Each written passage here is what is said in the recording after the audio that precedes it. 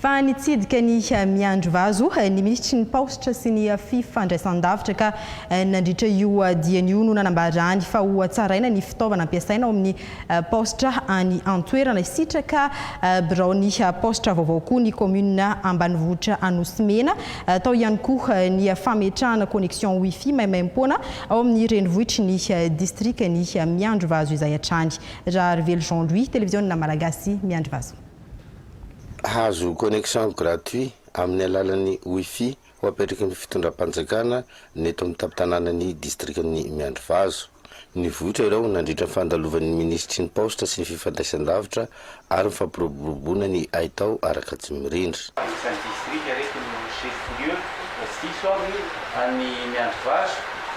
Mino anareo fa tsy mahafasitsika hotspot maitsokitaitsika ao anatin'ny roatelo vola eo le izy zany. Ho hatsarana ihany koa ireo fitaovana ho ampiasan'ny paositra eto Miandrivazo. Ezaka be nataonay zany zao manova dia atao hoe fandraisana ny mpanjifa. Azavaiko foana ampiara-miasa amiko fa zao ny paositra malagasy tsy amin'ny paositra fa ny paositra malagasy amin'ny vahoaka malagasy. Isika ny tokony. Zany hoe tsika zany manana tendenina rehefa misy zavatra tsy mahafapo antsika ny atao paositra. Miezaka zany zay amin'izao fotoana zao manatsara zany atao hoe fandraisana. Pela be fanovana ao anatiny eo anisan'ny fanovana zany tsy atao ohatrohatrotra zao tsony. Zay le fomba fandraisana an'le mpanjifa zany satria le mpanjifa le vahoaka ny tompony ovaitsika.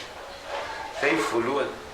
Nidina tany amin'ny commune ambanivohitra Masakampy ihany koa andriamatoa ministra sy ny solombavamboakan'ny Madagasikara nijery ifotony ny toerana azo ametrahana ny paositra izay etahetan'ny Tena paositra zany tokony mba hisy paositra ty aminay mba paositra mba asina paositra kelikely mba sy anina paositra rapide.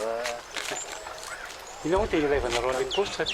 Ohatra fotsiny zay re mba resaka tsinjo lavitra mba misy mba fiversena vola ohatra zany satria ty aminay tsisy banky. Satria ny tsinjo lavitra zany anisany zavatra tena hoe atokisa amin'ny malagasy ny paositra amin'ny fotoana izao. Ary io zany tena hoe tolotra mandeha indrindra. Ary mino fa rehefa tonga amin'izay koa ny microfinance sy ny karatra sy ny rehetrarehetra ahafahana mandefa vola zavatra manintona ny olona. Io moa ny idinany ety amin'izao fotoana izao hoe move smart village métier tety sa mety tokony anaovana le relais postal, ny relais postal ndray manko zavatra kelikely na trano ohatran'ity maitsomaitso ty ary dia fa mba azo anaovana azy fa misy ny rehetrarehetra satria ny internet mandeha tsara be mihitsy aty aminareo. Anahitany zava-misy marina aty amin'ny distrikan'ny Miandrivazo andriamatoa ministra ka nandray ny etaetan'ireo solon-tena-panjakana anty an-toerana ka ho anaovan'ny tatitra any amin'ireo tompony andraikitra sy manam-pahefana ambony.